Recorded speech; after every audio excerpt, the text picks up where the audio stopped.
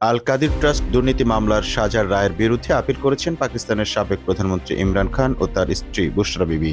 ইসলামাবাদ হাইকোর্টে আজ সোমবারে আপিল করা হয় বলে জানিয়েছেন তাদের আইনজীবী খালিদ ইউসুফ চৌধুরী। পাকিস্তান তেহরিক ইনসাফের প্রতিষ্ঠাতা ইমরান খান 2023 সালের আগস্ট থেকে কারা হেফাজতে রয়েছেন। 72 বছর বয়সী এই নেতার বিরুদ্ধে প্রায় 200 মামলা করা হয়েছে, যদিও এসব মামলাগুলো রাজনৈতিক উদ্দেশ্য প্রণোদিত বলে দাবি করেছেন ইমরান।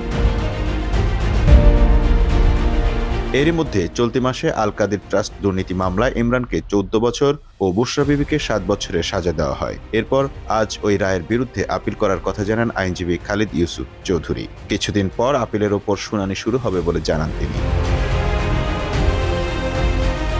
ইমরান খান রাওয়ালপিন্ডির আদিয়ালা কারাগারে বন্দী। 19 কোটি পাউন্ড তসরুপের অভিযোগে তার ও বুশরা বিবির বিরুদ্ধে আল কাদির ট্রাস্ট দুর্নীতি মামলা করেছিল পাকিস্তানের ন্যাশনাল অ্যাকাউন্টেবিলিটি ব্যুরো। মামলায় 2023 সালের মে মাসে ইমরানকে গ্রেপ্তার করা হয়।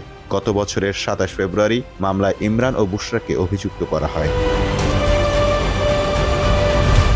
2022 সালের 9 এপ্রিল পার্লামেন্টে অনাস্থা ভোটে প্রধানমন্ত্রীর পদ হারান ইমরান। পরে বেশ কয়েকটি মামলায় 2023 সালের আগস্টে তাকে কারারুদ্ধ করা হয়। এরই মধ্যে গত বছর সাইফার ও ইদ্যত মামলায় খালাস পান তিনি। তবে গত ডিসেম্বরে তোষাখানা 2 মামলায় তাকে অভিযুক্ত করা হয়। তার বিরুদ্ধে আরও কয়েকটি মামলা চলমান।